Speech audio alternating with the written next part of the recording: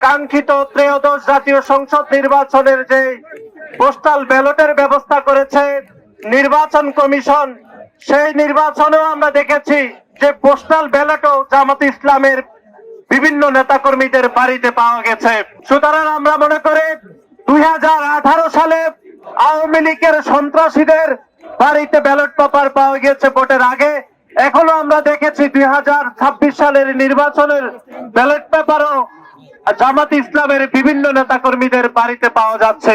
বাংলাদেশে গত 17 বছরে 3টি জাতীয় নির্বাচন অনুষ্ঠিত হয়েছিল। আপনারা জানেন 2014 সালের একটি বিনা ভোটের নির্বাচনে অবৈধভাবে পতিত আওয়ামী লীগ বাংলাদেশের নির্বাচন ব্যবস্থাকে ধ্বংস করেছিল এবং 2018 সালের একটি নিশিরাতের নির্বাচন হয়েছিল, আপনারা দেখেছেন। সেই নিশিরাতের নির্বাচনে আমরা দেখেছি ব্যালট পেপার আগের দিন আওয়ামী লীগের সন্ত্রাসীদের বাড়িতে আমরা দেখেছি। কিন্তু অত্যন্ত দুঃখজনক ভাবে আজকের দিনও আমরা দাঁড়িয়ে যেটি দেখলাম, বহুল কাঙ্ক্ষিত ত্রয়োদশ জাতীয় সংসদ নির্বাচনের যে পোস্টাল ব্যালটের ব্যবস্থা করেছে নির্বাচন কমিশন, সেই নির্বাচনেও আমরা দেখেছি যে পোস্টাল ব্যালটও জামাত ইসলামের বিভিন্ন নেতাকর্মীদের বাড়িতে পাওয়া গেছে।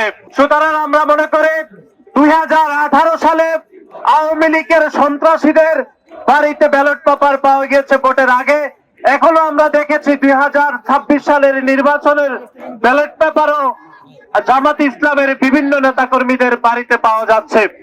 সুতরাং আজকের এই অবস্থান কর্মসূচির প্রথম দফাটি হচ্ছে যে নির্বাচন কমিশন যে পোস্টাল ব্যালটের ব্যবস্থা করেছে, সেই পোস্টাল ব্যালটের যে একটি ম্যানেজমেন্ট হয়েছে, সেই ম্যানেজমেন্ট অত্যন্ত বিতর্কিত হয়েছে। সেজন্য নির্বাচন কমিশনের প্রতি আমাদের উদাত্ত আহ্বান যে আপনারা পোস্টাল ব্যালটের বিষয়ে আপনাদের অবস্থান পরিষ্কার করুন।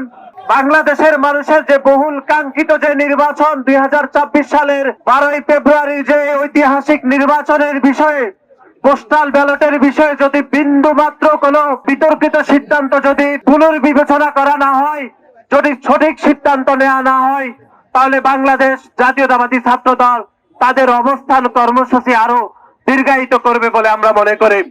সুতরাং নির্বাচন কমিশনকে অনতিবিলম্বে পোস্টাল ব্যালট নিয়ে যে বিতর্ক তৈরি হয়েছে, সেই বিতর্ক আমরা মনে করি অনতিবিলম্বে একদম সঠিক সিদ্ধান্তের মাধ্যমে সেই বিতর্কের অবসান করা উচিত বলে আমরা মনে করি।